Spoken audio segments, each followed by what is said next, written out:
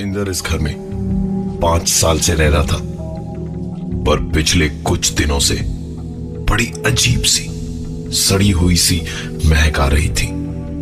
किसी काम से इंदर का दोस्त उत्पल उसके घर आया तो उसने अंदर आते ही कहा, यहां तो ऐसा लग रहा है जैसे दुनिया भर की चीजें सड़ने को डाल दी है। दीवारें तेरी कितनी सालों से नहीं रंगी है, रंग करवाओ। दीवारों में पता नहीं कितने जमानों की सीलन भर गई है। उत्पल के ये सब कहने के बाद इंद्र ने एक रंग करने वाले को बुलाया तो वो घर देखने और पैसे वैसे की बात करने आया। बाहर हॉल में ही बैठे हुए उसने कमरे देखे और उससे पूछा कि आप कितने लोग हैं यहां। इंद्र ने बताया कि यहां वो अकेला ही रहता है। वो आदमी जैसे चौंक गया और उसने इंद्र से पानी मांगा। इंद्र उसके लिए पानी लेने अंदर गया और पानी निकालने से पहले ही उसने सुना वो आदमी बहुत तेज वहां से भाग रहा था। इंद्र उसके पीछे पीछे चिल्लाता हुआ गया, अरे क्या हुआ? अरे हुआ क्या? भाई साहब भाग कहां रहे? इंद्र उससे भी ज्यादा तेज भागा और उसे पकड़ लिया। इंद्र को डर था कि कहीं ये कुछ सामान लेकर ना भागा हो। उसके हाथ पकड़ करके बोला, क्या हुआ? भाग क्यों रहे थे तुम? उस आदमी ने धीरे से कहा, हाँ, आप उस घर में अकेले नहीं रहते, वहां आपके साथ कोई और भी है जिसे आप देख नहीं पाते। इंद्र ये सुनकर ज्यादा परेशान नहीं हुआ, पर गुस्सा उसे जरूर आया था। उसने उस आदमी से कहा, मजाक बना रखा है? कौन है मेरे घर में? बोल, कौन रहता है मेरे साथ में? उस आदमी ने सिर्फ एक ही लाइन कही, वही जो इस वक्त ठीक आपके पीछे खड़ा हमारी बातें सुन रहा है। इंद्र पीछे पलटा ये देखने के लिए कि आखिर कौन है वो, तो तुरंत ही उस आदमी ने अपना हाथ छुड़ाकर वहां से सर पर दौड़ लगाई। इंद्र को ना तो अपने पीछे कोई दिखा और ना ही अपने घर में। उसने पूरा घर छान मारा, लेकिन उस घर में इंद्र के अलावा और कोई भी नहीं था। अगले ही दिन एक दूसरे आदमी को बुला के उसने पूरे घर का रंग रोशन करवाया। दिन भर भाग दौड़ करने के बाद रात को नींद भी जल्दी आई। सोते वक्त कमरे के दरवाजे से आती एक आवाज से इंद्र की नींद टूटी।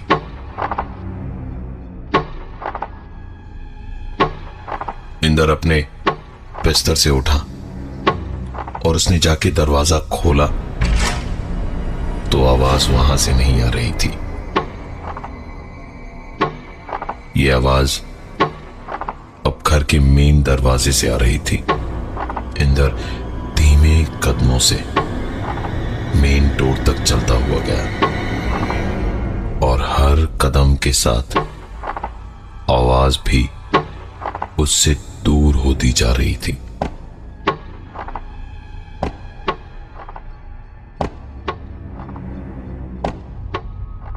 और जब उसने दरवाजे को खोला तो आवाज पूरी तरह से बंद हो गई थी।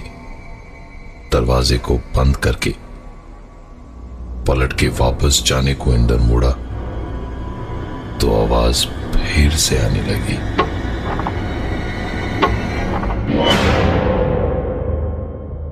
उसने फिर से दरवाजा खोला तो वो आवाज बंद हो गई।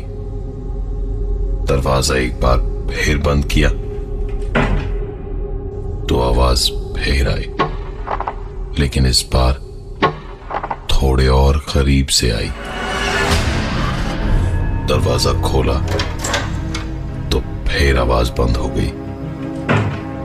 बंद किया तो आवाज शुरू, खोला तो बंद, बंद किया तो शुरू, खोला तो बंद, और हर बार आवाज उसके और भी ज्यादा करीब आती गई। इंद्र ने फोन करके उत्पल को अपने घर बुला लिया आज की रात रुकने के लिए। उत्पल को आने में करीबन 15 मिनट लगे और तब तक सब कुछ ठीक हो चुका था। उत्पल आया तो इंदर ने उसे सारी बात बताई। उत्पल ने उसे भरोसा दिलाया कि सब थकान की वजह से है, वो ज्यादा परेशान ना हो, आराम से सो जाए। लेकिन लेटते के साथ ही एक आवाज ने फिर से इंदर को जगाया।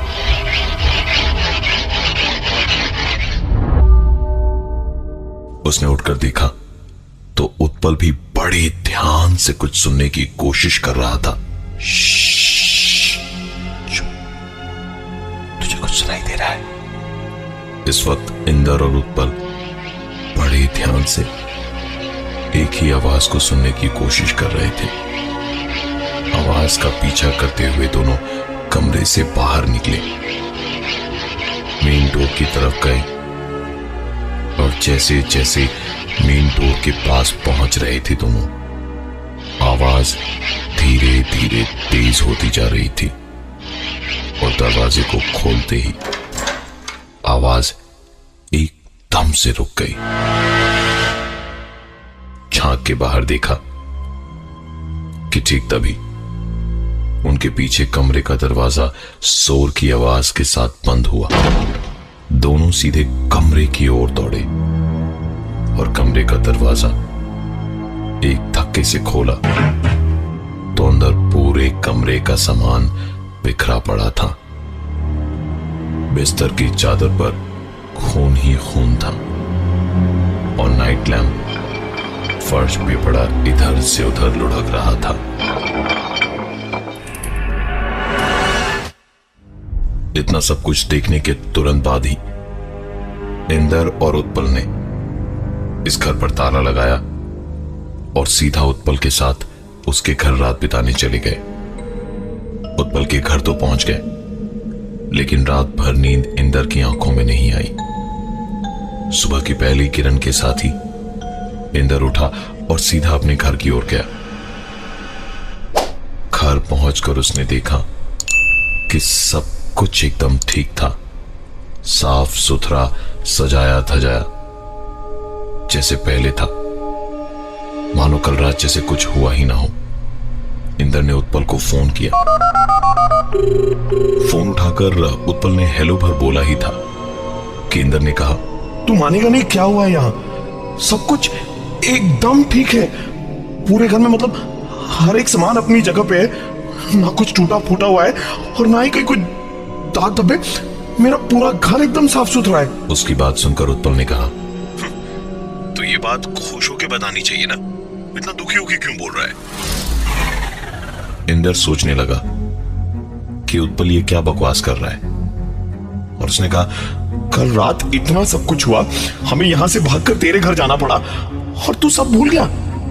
उत्पल ये सब सुनकर समझ नहीं पा रहा था कि आखिर हो क्या रहा है। उसने इंदर से जो कहा वो इंदर सोच भी नहीं सकता था। उत्पल ने कहा, तू पागल है क्या? भांग खा ले गया तूने सुबह सुबह? मैं तो उस दिन घर रंग करवाने की बात कह के सीधा स्टेशन गया था। मैं बॉम्बे में हूं 5 दिनों से। भाई तूने मुझे यानी उत्पल को ही फोन किया था ना? हाँ, और रात किसके घर में? इंदर ने बिना कुछ कहे फोन लाइन डिस्कनेक्ट कर दी, क्योंकि उसके पास कुछ था ही नहीं कहने को। उसने फोन अपनी जेब में रखा और ध्यान से सुना तो एक आवाज फिर से उसके कानों में पड़ी। इंदर ने एक भी पल सोचे बिना घर पर ताला लगाया और वहां से भाग निकला। थोड़ा आगे ही गया था कि एक बार फिर उसे एक आवाज सुनाई दी।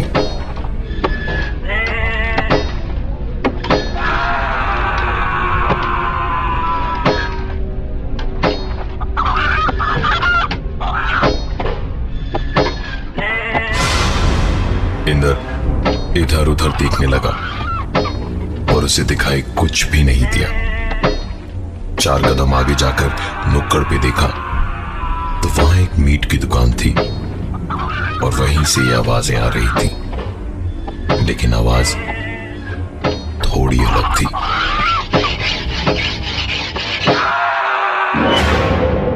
इंदर वहां 1 मिनट भी न रुक के आगे बढ़ गया। दिन की गर्मी शायद उसे समझ भी नहीं आ रही थी, लेकिन पसीना उसे लगातार बहुत ज्यादा आए जा रहा था। रात से उसने कुछ खाया भी नहीं था, तो भूख उसे बहुत ज्यादा लगी हुई थी। सामने एक रेस्टोरेंट दिखा तो अंदर जाकर उसने चिकन सैंडविच और चाय का ऑर्डर दिया। थोड़ी देर के बाद उसे जरा राहत की सांस मिली जब वो चारों तरफ लोगों से घिरा था। नाश्ता आया तो सैंडविच उठाकर एक बाइट ही लिया था उसने कि उसे सैंडविच में कुछ तो अजीब लगा। ध्यान से देखा तो सैंडविच में चिकन नहीं, इंसान की उंगली थी। इंदर एकदम से बौखला गया और चीख पुकार मचाने लगा कि यह सब हो क्या रहा है। मैनेजर आया तो इंदर ने कुछ सोचे समझे बिना उसे बहुत बुरा भला सुना दिया। ऐसी नाजुक हालत में मैनेजर ने भी वही कहा जो कोई भी रेस्टोरेंट का मैनेजर कहता, सर मुझे एक बार देखने तो दीजिए, ये हो ही नहीं सकता। सैंडविच उठाकर उस मैनेजर ने जैसे ही देखा तो अंदर कोई उंगली नहीं बल्कि चिकन का ही टुकड़ा था। इंदर को जैसे होश ही नहीं था, वो धीरे धीरे पागल हुए जा रहा था। उसने पैसे दिए और वहां से बाहर निकल गया। रास्ते में आगे जाते वक्त नुक्कड़ पर उसे एक बाबा बैठे हुए दिखाई दिए। इंदर उन्हें अनदेखा करता हुआ वहां से आगे जाने लगा तो एक कड़क आवाज में उन्होंने इंदर से कहा, तू बहुत डरा हुआ है, डर मत, मारने वाले से बचाने वाला हमेशा बड़ा होता है। डर मत, तू जितना डरेगा वो उतना तुझे डराएगा। इंदर डरते डरते पलटा तो देखा पीछे कोई बाबा नहीं थे, पर उसने बाबा की आवाज साफ साफ सुनी थी। इंदर भी ये सब सुन के सोचने लगा कि वो आखिर डरे ही क्यों। कुछ भी तो ऐसा गलत नहीं किया उसने। ये सारी चीजें सोचते सोचते उसे कुछ याद आया। इन सब के करीबन 7 या 8 दिन पहले की बात है, जब इंदर कहीं जा रहा था। रास्ता पार करने को हुआ तो देखा एक आदमी जो देख नहीं सकता था, वो काफी मुश्किल से कोशिश कर रहा था रास्ते को पार करने की।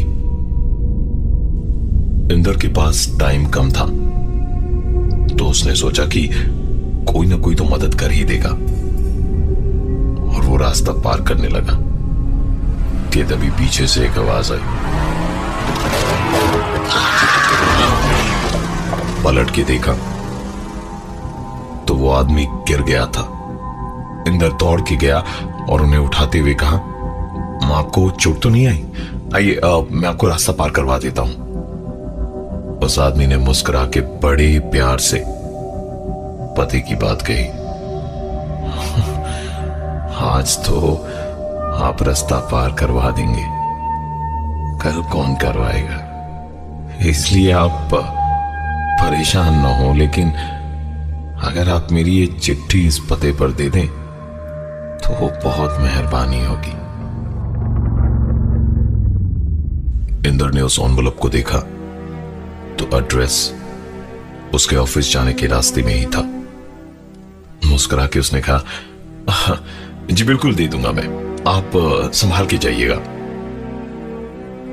वो आदमी अपने रास्ते जाने लगा और इंदर भी पलटकर अपने रास्ते। उसके दिमाग में उस आदमी की कई बात घूमने लगी। आज तो आप रास्ता पार करवा देंगे, कल कौन करवाएगा। इंदर ने एक बार पलट के देखना चाहा कि वो आदमी आराम से जा तो रहा है या नहीं। देखा तो वो आदमी बिना लाठी के बड़े मजे से चला जा रहा था, और पीछे से देखकर ऐसा लगा मानो जैसे उसने अपना चश्मा उतार कर अपनी पॉकेट में रख लिया हो। इंदर उसके पीछे पीछे भागा, लेकिन वो काफी आगे निकल चुका था। जब तक वो उसके पास पहुंचा, वो आदमी भीड़ में कहीं खो गया। इंदर को लगा जरूर कुछ तो बहुत बड़ी गड़बड़ है। उसने पास के पुलिस स्टेशन में जाकर पूरी बात बताई। पुलिस ने भी तुरंत एक्शन लिया और इंदर को साथ लेकर उस पते पे पहुंची तो पाया कि वहां एक फ्रोजन मीट शॉप थी। तलाशी ली तो फ्रीजर रूम में कई लाशें थी। उस चिट्ठी को खोलकर देखा तो उस चिट्ठी में लिखा था, यह आखिरी है आज के लिए जिसे मैं तुम्हारे पास भेज रहा हूं। पूछताछ में पता चला कि ये एक बहुत बड़ा रैकेट था जो इंसानों के अंगों का व्यापार करता था। पुलिस ने उस आदमी को हिरासत में लिया और हिरासत में ही पूछताछ के दौरान उसकी मौत हुई। उसके बाद से ही इतना सब कुछ हो रहा था इंदर के साथ। इंदर की ये परेशानियां कम नहीं हुई।